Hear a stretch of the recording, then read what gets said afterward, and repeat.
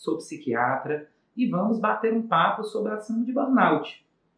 É uma síndrome tão frequente na população, muitas pessoas apresentam sintomas relacionados a isso, muitas pessoas têm uma baixa realização profissional em relação ao trabalho. Quem sabe você que está nos assistindo possa ter algum sintoma relacionado a ele. Então é importante a gente conhecer o que é a síndrome de burnout. Essa síndrome é reconhecida pela Organização Mundial da Saúde e está presente em variados manuais diagnósticos de psiquiatria. O que seria? O nome burnout vem do burn, do inglês. Burn significaria o quê?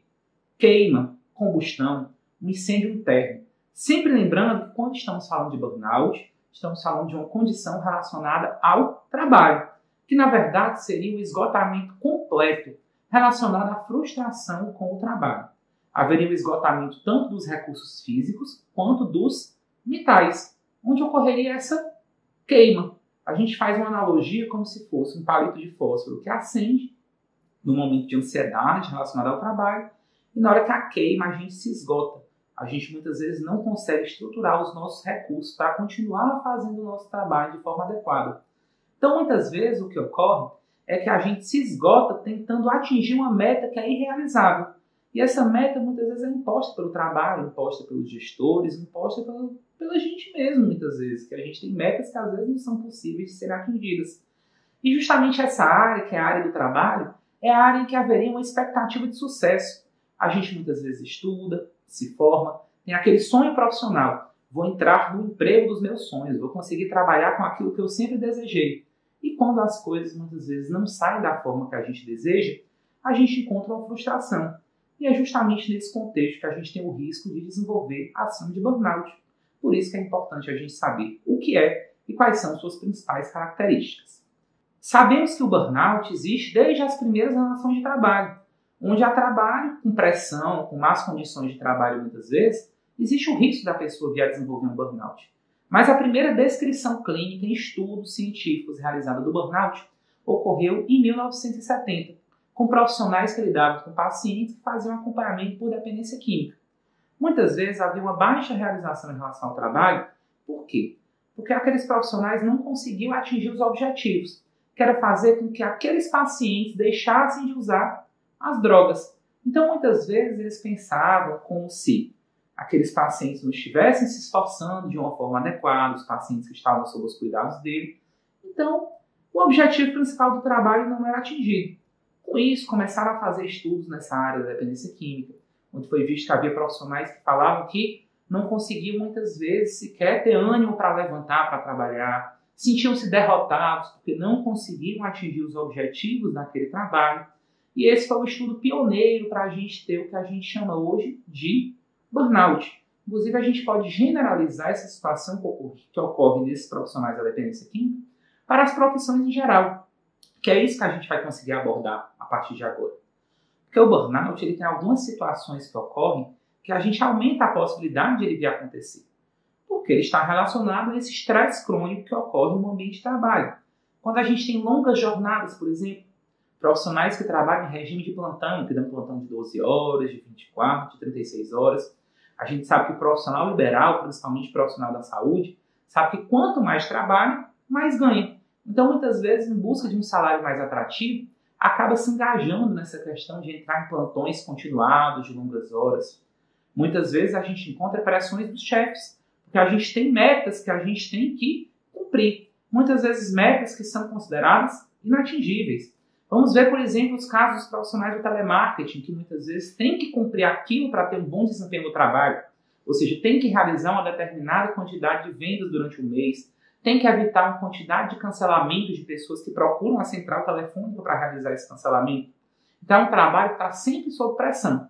Uma pressão interna, porque eu tenho que atingir a meta, mas uma pressão externa do chefe, muitas vezes sob um risco de demissão. Há pessoas que trabalham com a possibilidade clara de demissão caso não consigam obter aquelas metas.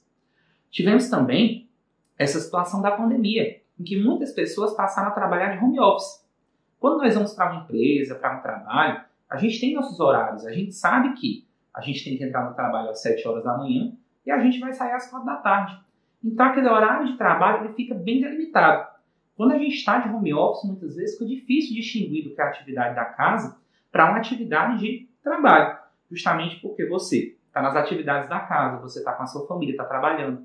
O próprio chefe muitas vezes não consegue distinguir isso, fazendo ligações à noite, por exemplo, ligações no final de semana, porque como se a pessoa não comparecesse ao seu local físico de trabalho, ela não estivesse trabalhando de forma adequada. Então, muitas vezes aumenta a pressão.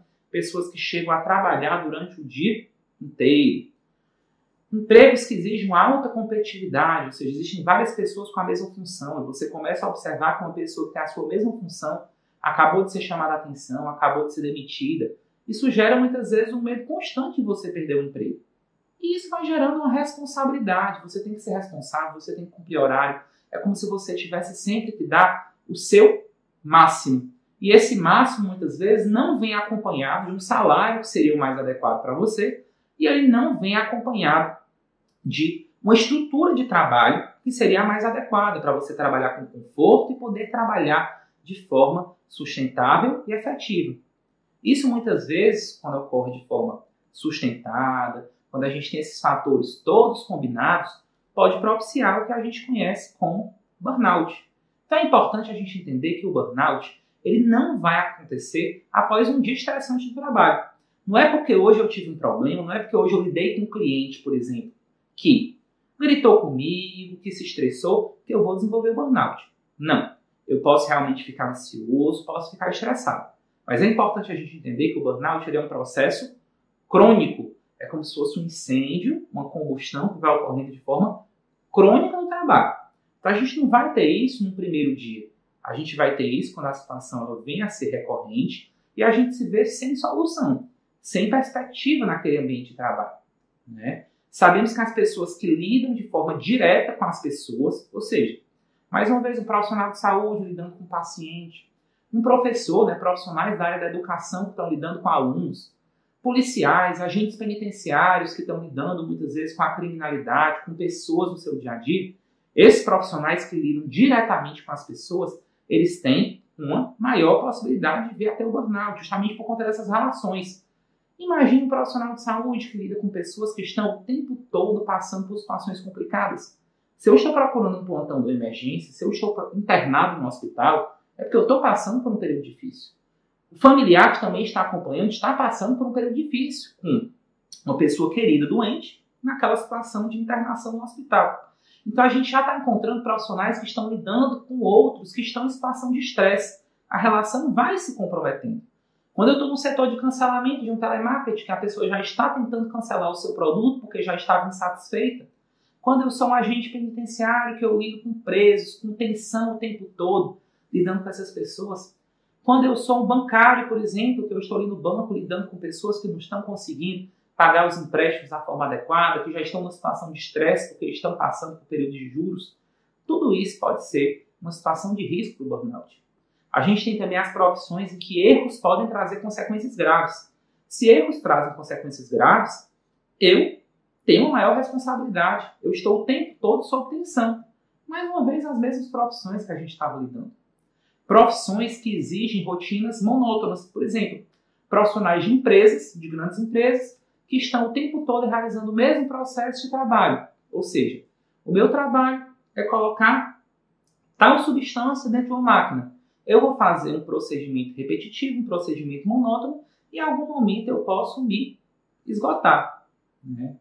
Então, sabemos que as mais diversas profissões podem estar acarretadas ao desenvolvimento de burnout. A gente sabe que o burnout acomete uma taxa elevada na população. Tanto na prática quanto nos estudos, a gente vê que 1 a cada 3 trabalhadores ativos pode vir a desenvolver burnout em algum momento da vida. É uma taxa muito elevada a gente entender que 30%, ou seja, 1 a cada 3 pessoas que trabalham podem vir a desenvolver isso. Então é importante que o profissional possa traçar estratégias, ou seja, ele possa se prevenir, ele possa aprender a perceber que sintomas que ele vem a ter possam ser sugestivos do burnout. É importante que os próprios superiores das empresas possam perceber isso. Porque se eu tenho um trabalhador acometido por um burnout, ele vai precisar se afastar muitas vezes do trabalho, ele vai produzir menos, ele vai se integrar menos, então ele vai ser menos efetivo no trabalho. Então eu, enquanto superior, enquanto gestor de uma empresa, se eu consigo perceber essas situações, eu consigo me antever em relação a isso, eu consigo ter, inclusive, trabalhadores mais satisfeitos, mais engajados e mais produtivos no meu trabalho.